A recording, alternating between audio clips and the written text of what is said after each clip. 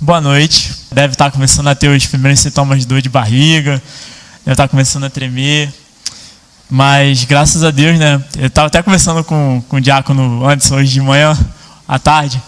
Eu perguntei para ele, diácono, nervoso, né? Pô, tem que ir pregar como? Tem que botar a blusa social, tem que fazer. Ele falou, cara, se tu quiser, você pode vir vestido até de Batman que você vai subir lá e vai pregar. Foi tentador a oferta, mas melhor não, né? Vamos ficar de pé em reverência à palavra de Deus.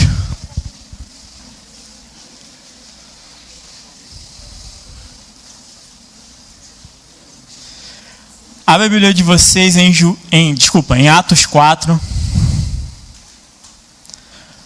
Atos dos Apóstolos, capítulo 4.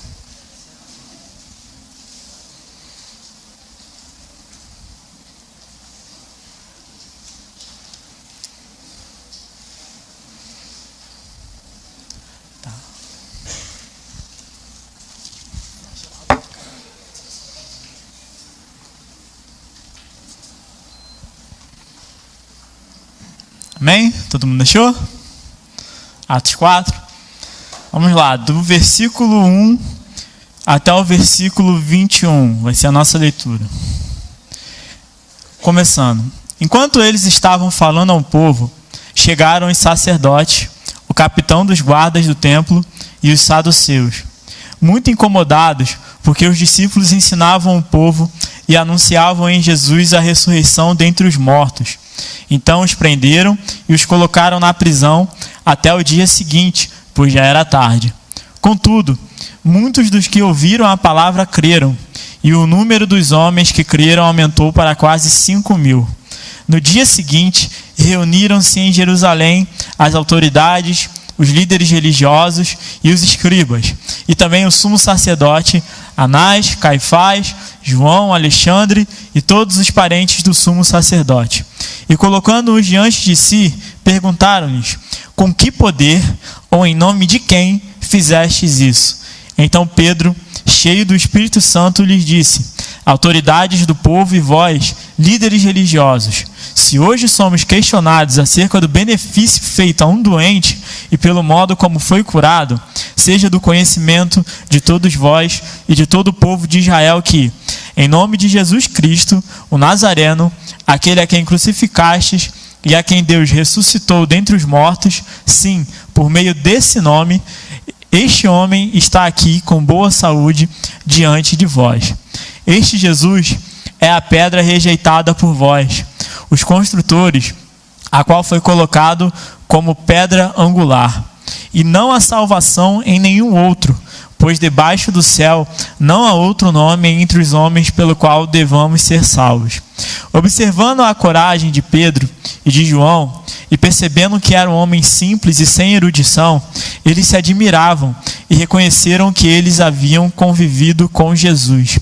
E vendo com eles em pé o homem que havia sido curado, nada tinham para dizer em contrário. Todavia, depois de mandá-los sair do sinédrio, começaram a debater entre si, dizendo, que faremos a estes homens?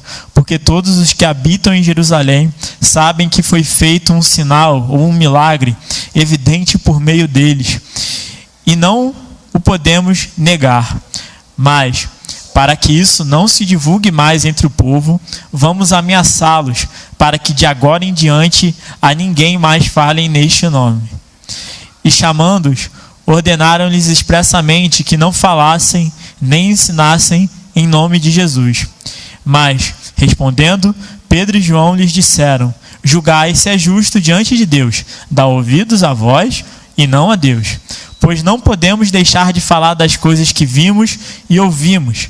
Mas eles os ameaçaram ainda mais e, não achando motivo para castigá-los, soltaram-nos por causa do povo, porque todos glorificavam a Deus pelo que acontecera. Vamos orar. Pai, me coloca aqui, Senhor, como canal, como fonte, como servo, Deus. Eu sei que eu tenho falhas, eu sei que eu tenho erros. Eu sei que, Deus, eu sou extremamente necessário da sua misericórdia. Então tenha misericórdia de mim, tenha misericórdia do teu povo, Deus. Que a tua palavra possa ser ministrada aqui. Nada mais, nada além disso, Pai. Que possamos ser alcançados, transformados pela tua palavra, pelo teu evangelho. No nome de Jesus. Amém. Pode sentar.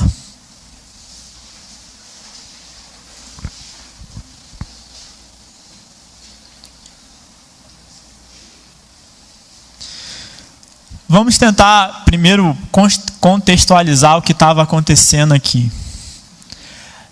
No capítulo 4 de Atos, a igreja estava dando seus primeiros passos. Ela estava começando, ela estava aprendendo a viver como igreja. E nesses primeiros passos havia muita unidade.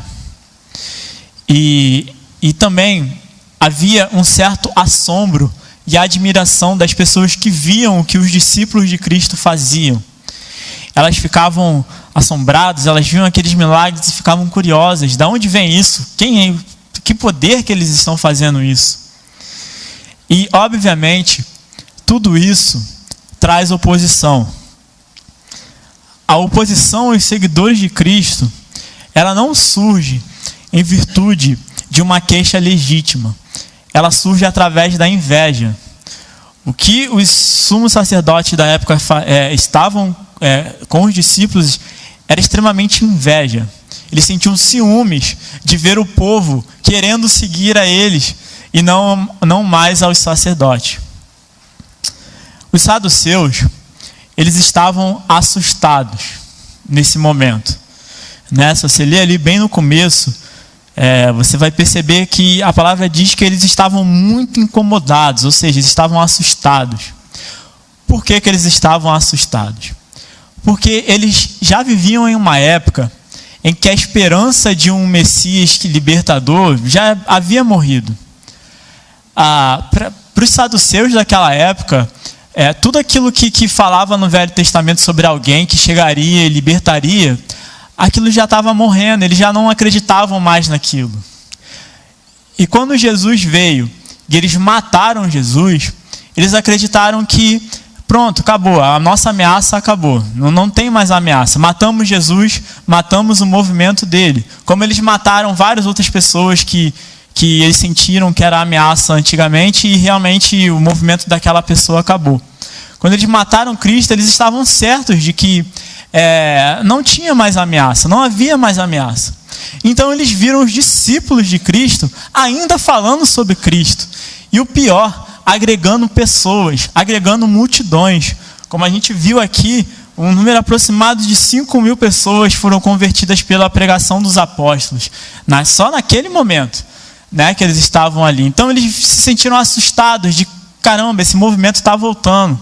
Eles estão falando desse Cristo de novo. Eu não acredito nisso. A gente matou esse cara e estão falando dele ainda. Eles estavam assustados, porque estavam trazendo mais uma vez a palavra de esperança, a palavra sobre um reino futuro, a palavra sobre um dia em que todas as coisas ruins seriam extintas, que traria esperança ao povo.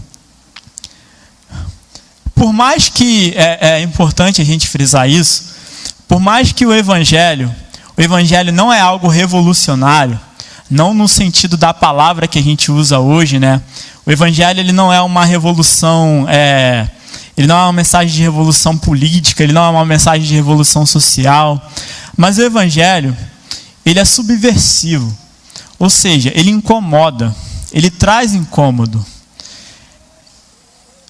Ele incomoda qualquer estrutura ou sistema de poder.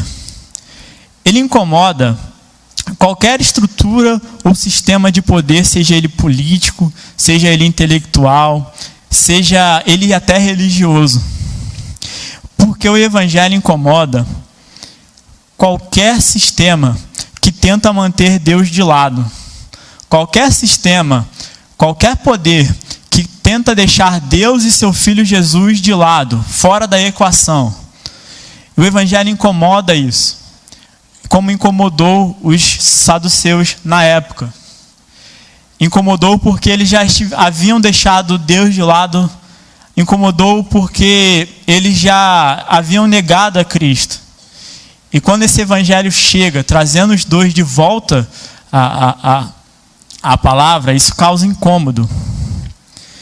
Os saduceus, eles atacaram naquele momento porque eles sentiam que o poder religioso deles estava sendo atacado. Que eles tinham medo de perder o poder. Como eu disse, eles foram movidos por ciúme e inveja. Eles tinham medo desse Cristo tirar todo o poder e autoridade deles.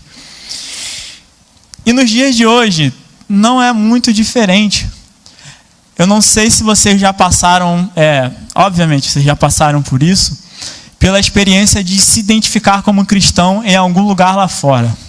Se identificar como cristão na sua faculdade, no seu trabalho, na sua família. Eu tenho certeza que a partir do momento que você fez isso, você trouxe alguma oposição para a sua vida.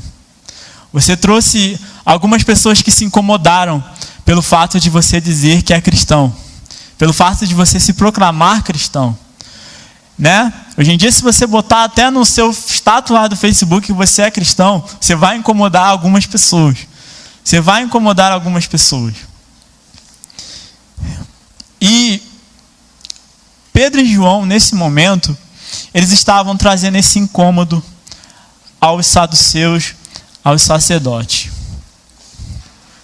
Eles estavam trazendo esse incômodo simplesmente pelo fato de eles estarem cumprindo a ordem de Jesus. Os apóstolos estavam anunciando a mensagem de Cristo. Ao fazer isso, eles obviamente encontraram oposição. E eu quero me focar hoje na reação deles a essa oposição que eles sofreram. Foi a parte que Deus assim falou tremendamente comigo quando eu estava lendo esse texto. Na verdade, esse texto eu já ouvi pregarem sobre ele há muito tempo atrás, ele sempre ficou na minha cabeça. E quando veio essa oportunidade, eu falei, caramba, é disso que eu preciso falar. A pergunta que eu faço é: qual é a nossa reação diante da oposição ao cristianismo? Qual é a nossa reação diante da oposição pelo fato de você simplesmente seguir a Cristo? Né? Faça a pergunta que os saduceus fizeram aqui, ó. Com que poder ou em nome de quem vocês fazem isso?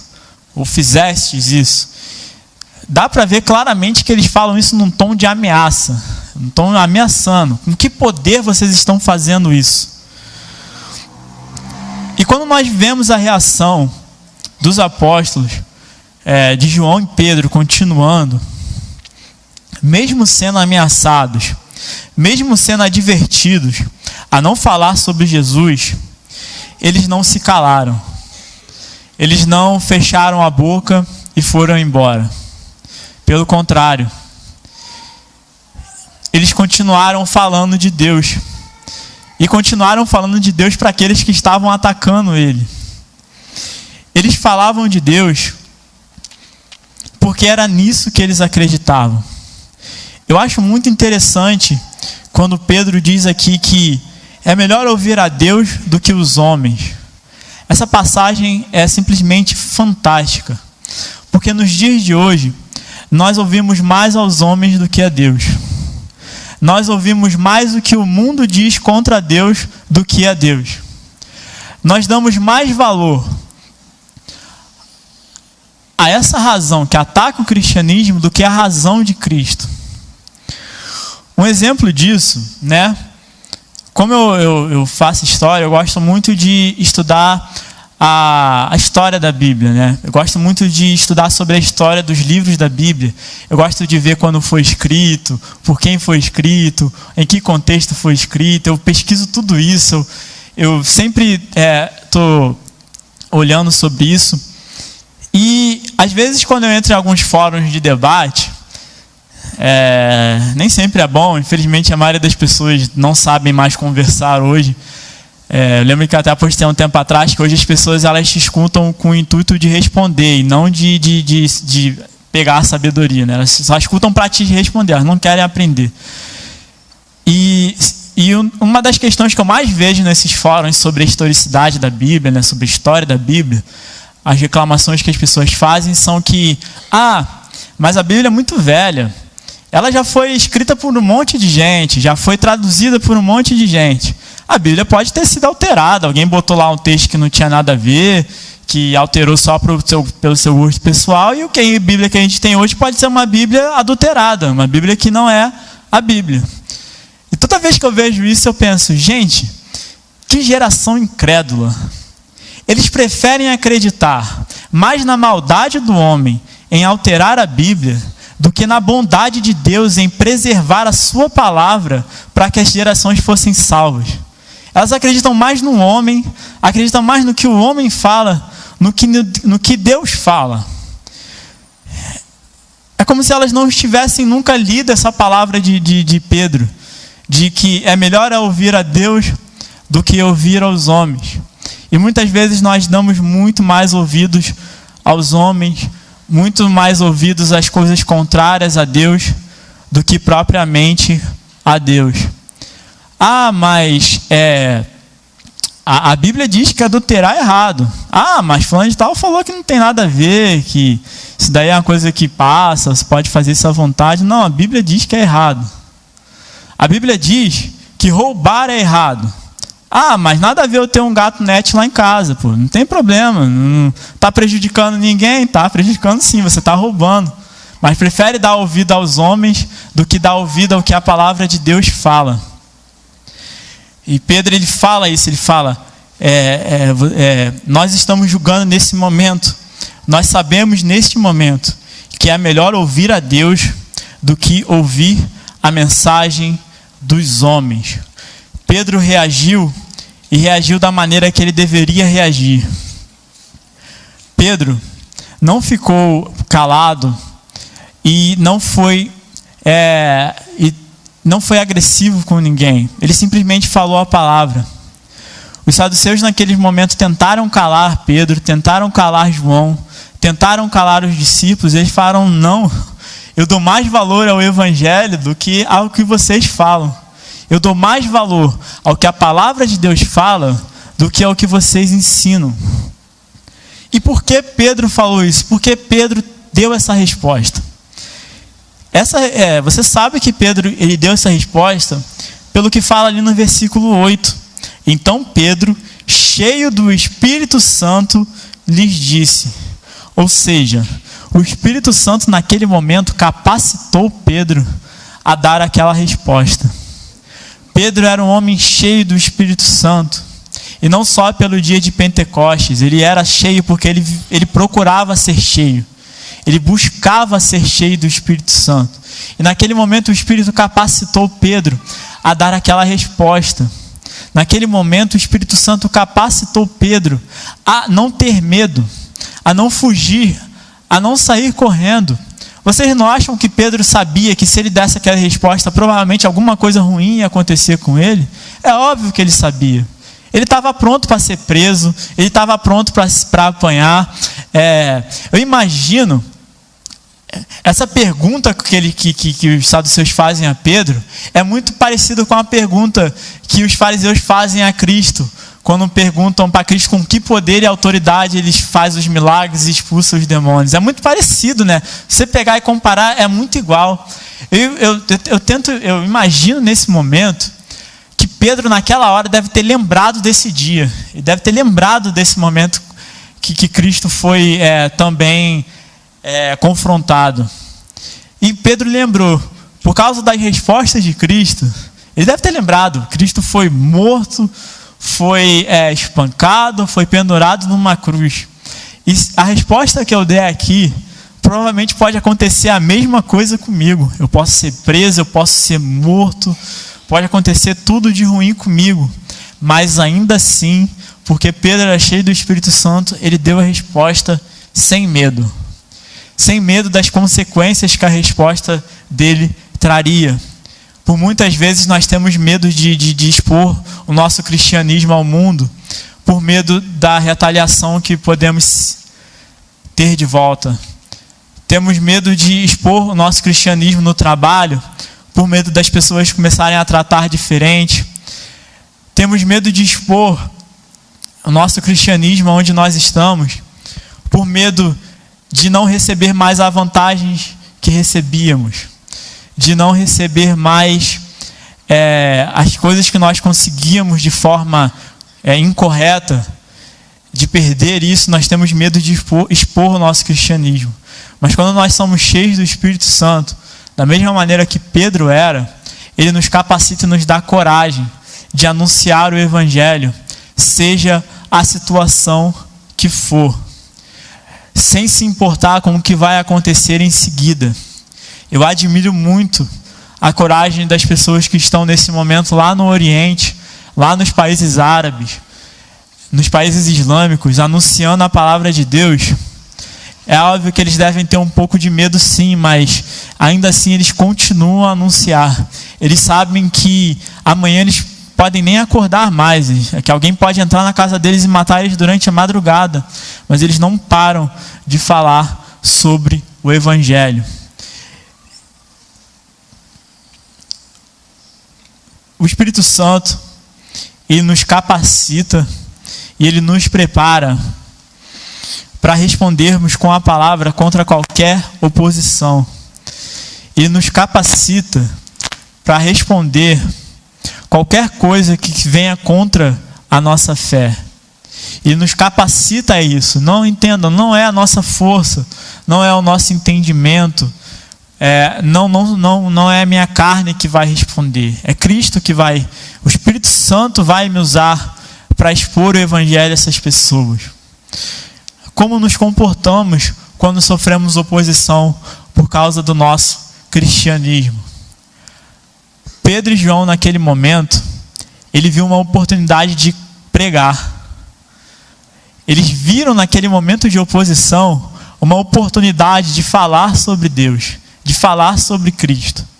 Eles viram aquele momento como uma oportunidade de falar justamente para os principais perseguidores da época. Aqueles que mais perseguiam a Cristo, aqueles que foram os responsáveis pela morte de Cristo. Pedro, naquele momento, viu a oportunidade de falar daquele mesmo Cristo para eles. Muitas vezes, as oposições que sofremos são oportunidades maravilhosas de falar sobre Deus. Todo mundo já com certeza já sofreu alguma pergunta bem cabeluda, né, sobre alguma coisa sobre a Bíblia, que você via que a pessoa tinha total intenção de simplesmente denegrir o Evangelho, de atacar o Evangelho, de zombar do Evangelho. Todo mundo já deve ter passado por isso. Este momento, quando somos capacitados pelo Espírito, é um bom momento de você falar sobre Jesus para aquela pessoa. Como Pedro e João falaram para os sacerdotes, para os saduceus. E sempre com a coragem. A ponto de que, se vocês forem ver lá no versículo 13, se vocês forem ler lá, está escrito: observando a coragem de Pedro e de João, e percebendo que eram homens simples e sem erudição, eles se admiravam e reconheceram que eles haviam convivido com Jesus. Olha só, os saduceus perceberam que Pedro e João andavam com Cristo só pelo fato da coragem que eles tiveram em falar de Jesus. Eles não precisaram falar mais nada, só a coragem de anunciar o Evangelho. Eles já falaram: caramba, esses dois, eles andavam com Jesus.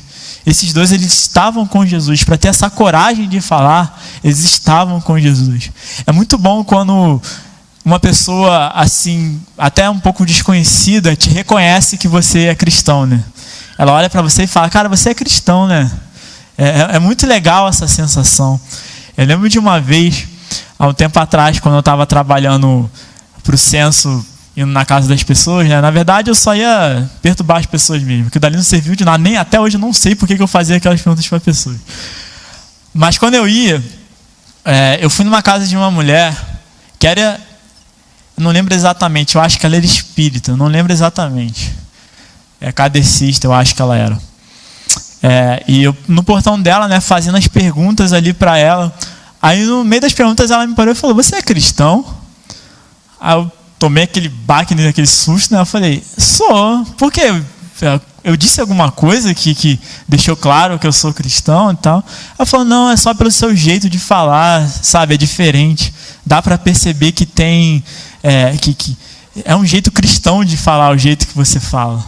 Só pela minha fala, a mulher reconheceu que eu era cristão. Foi uma das melhores sensações da minha vida, cara. Eu saí dali muito feliz. Eu falei, caramba, eu tô indo pelo caminho certo. E pelo seu agir, pela sua coragem de pregar o evangelho, as pessoas já perceberão que você anda com Cristo, que você anda com Jesus. Sabe, acho que nós precisamos, nosso objetivo é esse, é sermos reconhecidos como cristãos. E sem medo das consequências que vamos sofrer por isso. Tem muito crente com medo do que vai acontecer com ele se ele falar para o seu amigo, para o seu pai, para o seu professor, para o seu chefe, que é cristão. E a palavra de Deus diz que se nós tivermos vergonha de Cristo, Ele terá vergonha de nós no último dia. E caramba, eu não quero que Cristo tenha vergonha de mim no último dia. O pastor fala muito aqui, né, que tem muito crente 007, né? Aquele crente meio disfarçado, que só é crente na igreja, às vezes em casa, mas na rua tá sempre tem outra identidade na rua, né? Eu confesso que quando eu era adolescente, não acredito que chegou o dia que eu falei quando eu era adolescente. Quando eu era adolescente, eu confesso que eu era um cristão meio 007. Eu meio que me escondia assim, né?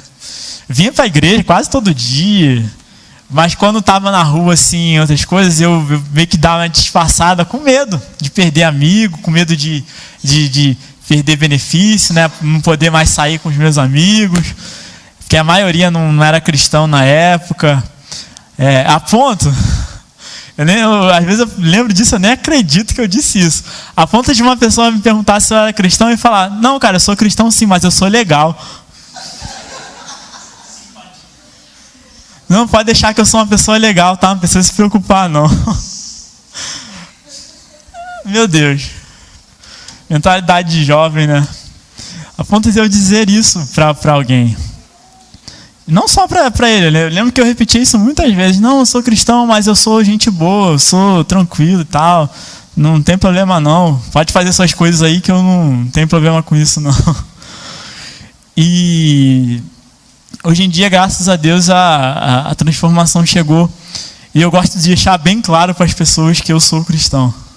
Eu gosto de deixar bem claro para as pessoas que eu sigo a Cristo, que eu não faço o que o mundo faz. Na universidade é um mundo à parte, né? Um mundo bem diferente. Eu estou ficando igualzinho um pastor, eu sempre conto a mesma história quando eu subo aqui. Eu lembro que chegou a um ponto na faculdade sempre tem a famosa chopada, né? Tem as chopadas da vida na universidade. Eu lembro que eu negava tanto, eu falava tanto que eu não podia, que era da igreja, que chegou a um ponto de uma vez uma pessoa ir lá me chamar e o meu amigo do lado falar, não, cara, ele não vai não porque ele é cristão. Eu nem me abri minha boca, eu só fiz assim. Só concordei.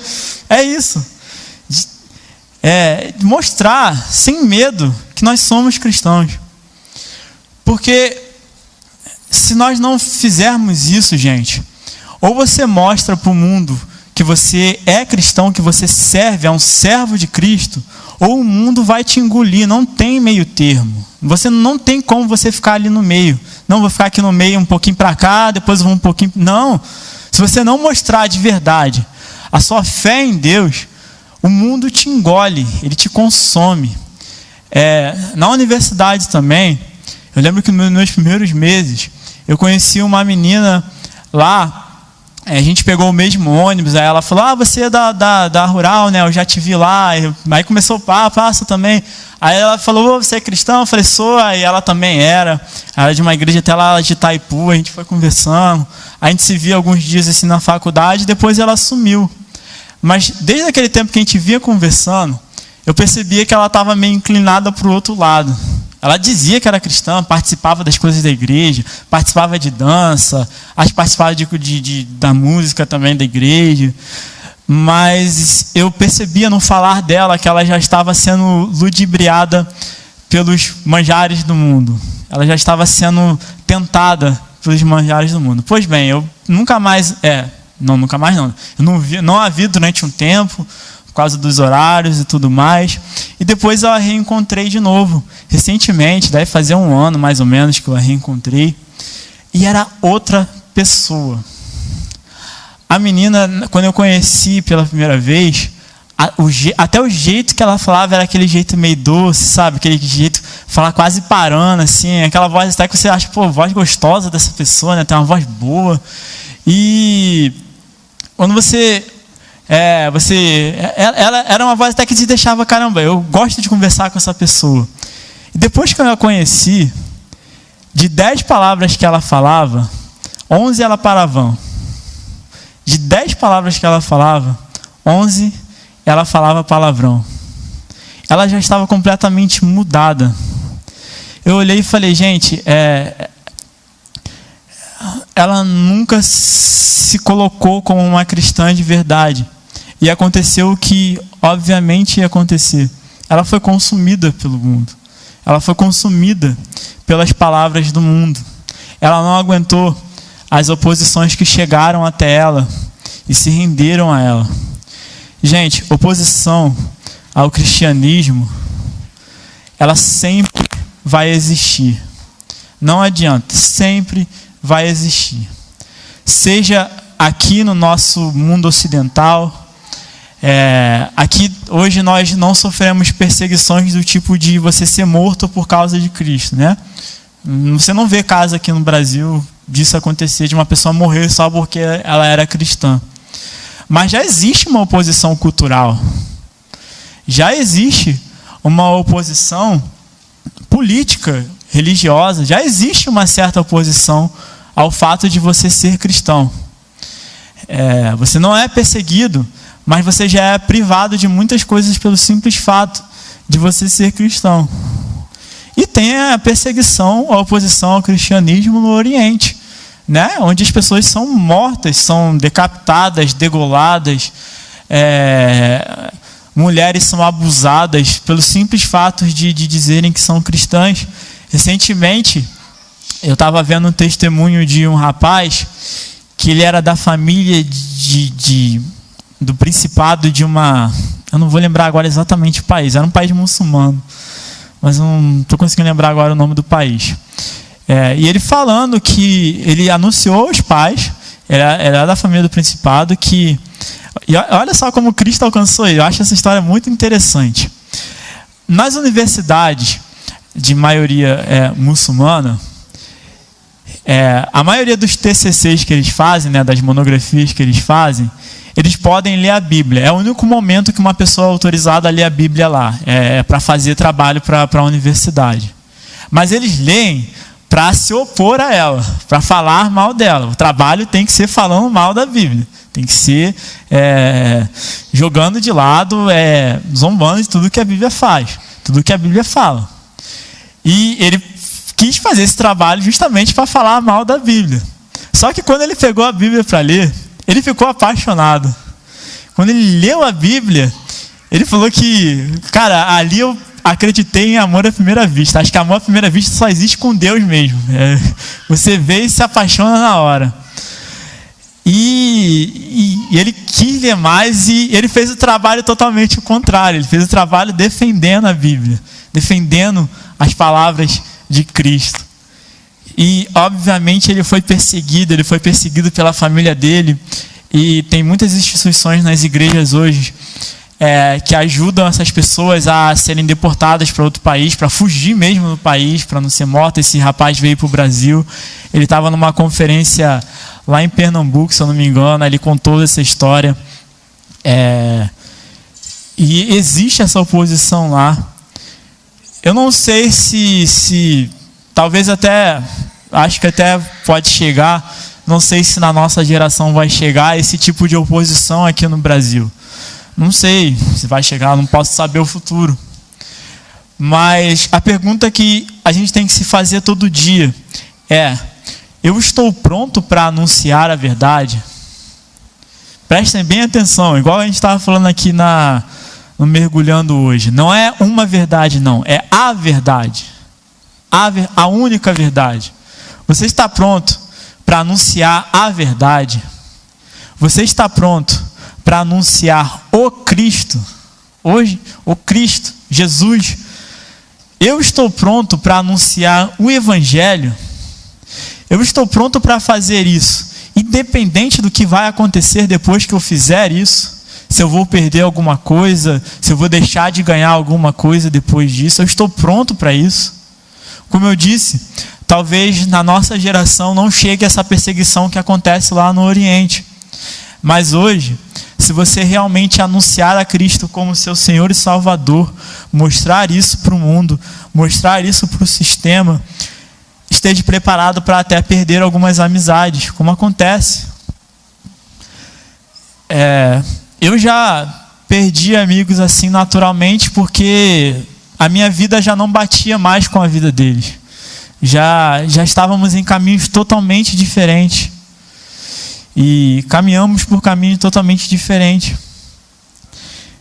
Estejam preparados para perder chances fáceis de ganhar coisas fáceis. Eu digo muito aqui na aula: esteja preparado para abrir mão do jeitinho brasileiro, de ganhar um dinheirinho mais fácil, de ter as coisinhas na sua casa mais fáceis. Esteja preparado porque vai acontecer, cara. Hoje em dia você já vê como é difícil ter algumas coisas dentro de casa, e muitas pessoas abrem mão do seu cristianismo só para ter essas coisas mais fáceis dentro de casa.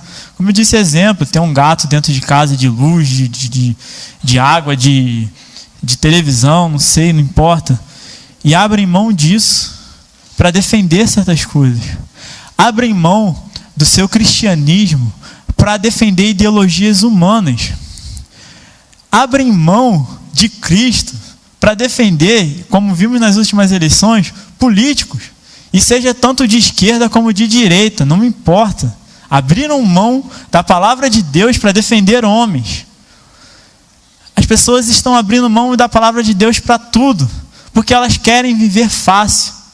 Quando nós vemos lá em Apocalipse, quando João relata sobre a marca da besta na mão, da dificuldade que quem não tiver isso não vai conseguir ter acesso às coisas, nós meio que já vemos isso acontecer hoje.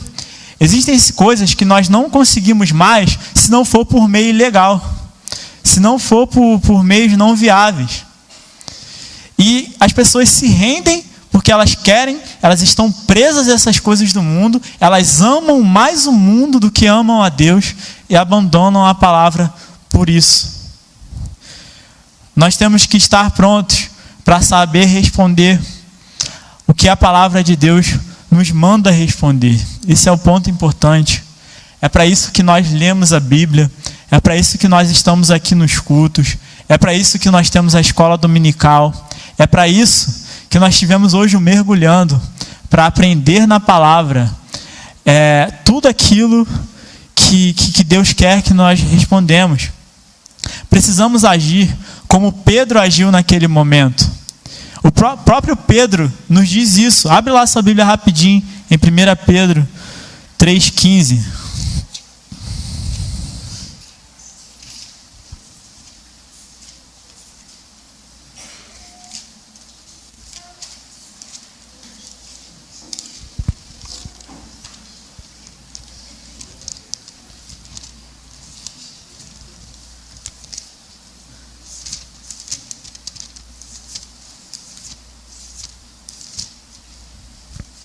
Se você for lá em 1 Pedro 3,15, Pedro vai falar assim: antes, reverenciai a Cristo como Senhor no coração. Estais sempre preparados para responder a todo o que vos pedir a razão da esperança que há em vós. Pedro, mais ou menos nesse momento, está falando: façam o que eu fiz lá em Atos 4. Estejam prontos para responder a qualquer um que perguntar para vocês a razão da sua esperança, a razão da sua fé. Não sou eu que estou dizendo isso, é Pedro que diz isso, e Pedro foi um apóstolo de Cristo. Ele está dizendo, estejam prontos para isso, estejam prontos para responder com a palavra, quando te perguntarem a quem você segue, e tenham a coragem que o Espírito Santo deu a Pedro e a João naquele momento. Lutero, lá no século XVI, ele estava de frente a um grupo de pessoas que eram os reis da época, eram os poderosos da época, e essas pessoas queriam que Lutero parasse o que ele estava fazendo. Essas pessoas falaram: Lutero, pare, você pode pedir desculpa aqui para a gente agora, que vai ficar tudo bem para você, você vai seguir sua vida normalmente, vai morrer como padre, vai ficar na boa com você. Lutero podia muito bem ter aceitado a proposta, falar: não quero dificuldade para a minha vida, tá bom, tudo bem. Mas quando eles pediram para Lutero desistir do que ele estava fazendo, a resposta de Lutero foi essa daqui, ó. Lutero disse a eles: já que me pede uma resposta simples, darei uma que não deixa margem a dúvidas. A não ser que alguém me convença pelo testemunho da Escritura Sagrada ou com razões decisivas, não posso retratar-me, pois não creio nem na infalibilidade do Papa, nem na dos concílios, porque é manifesto que frequentemente se tem equivocado e contradito.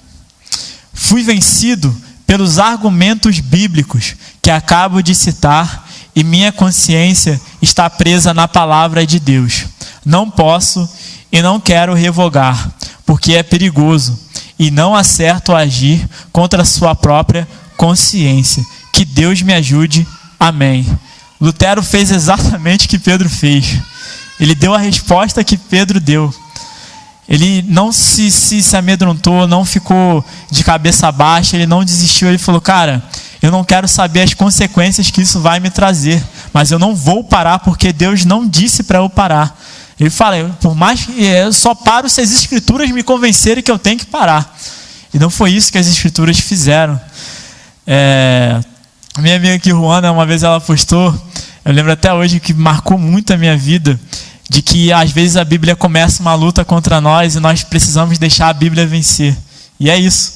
Lutero fez isso, ele deixou as Escrituras vencer. Ele falou: eu fui vencido pelas Escrituras.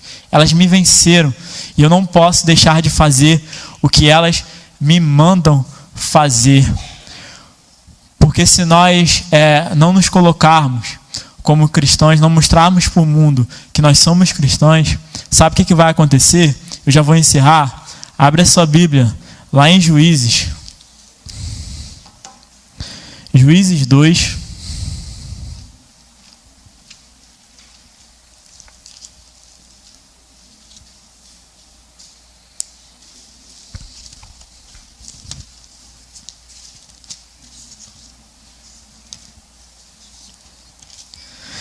Juízes 2, a partir do versículo 6. Depois que Josué despediu o povo, os israelitas saíram para ocupar a terra, cada um para a sua herança. O povo cultuou o Senhor durante toda a vida de Josué e dos anciãos que sobreviveram a ele e que haviam visto os grandes feitos que o Senhor havia realizado em favor de Israel. Então Josué, filho de Num, servo do Senhor, morreu com a idade de 110 anos. Agora começa a prestar atenção. E o sepultaram no território da sua herança, em Timnat-Heres, na região montanhosa de Efraim, ao norte de Gaás. Agora olha só.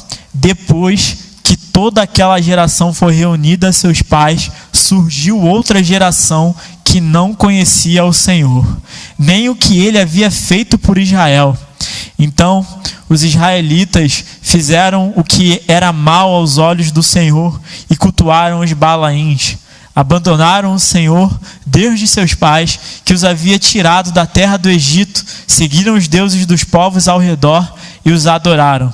Assim, provocaram a ira do Senhor, abandonando e cultuando Baal e Astorá. Isso aí.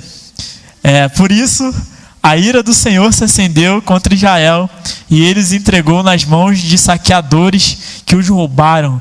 Ele os entregou nas mãos dos inimigos ao redor, aos quais não puderam mais resistir.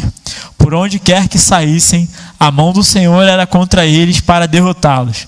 Conforme o Senhor havia advertido e jurado, eles estavam em grande aflição.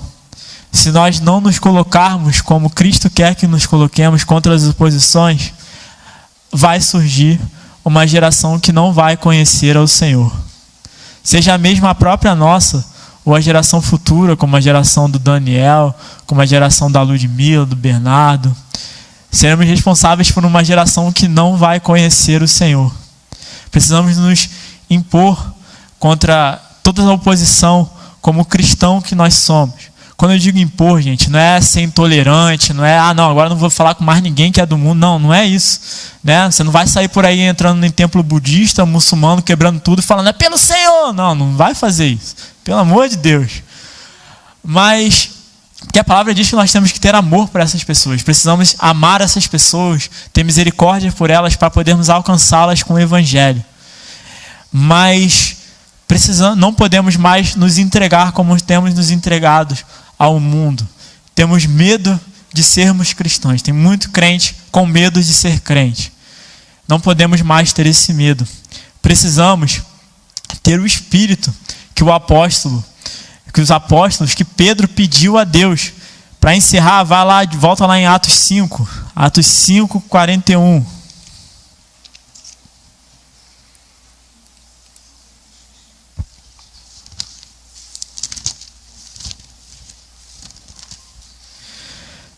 Aqui em Atos 5, aconteceu basicamente a mesma coisa que aconteceu em Atos 4.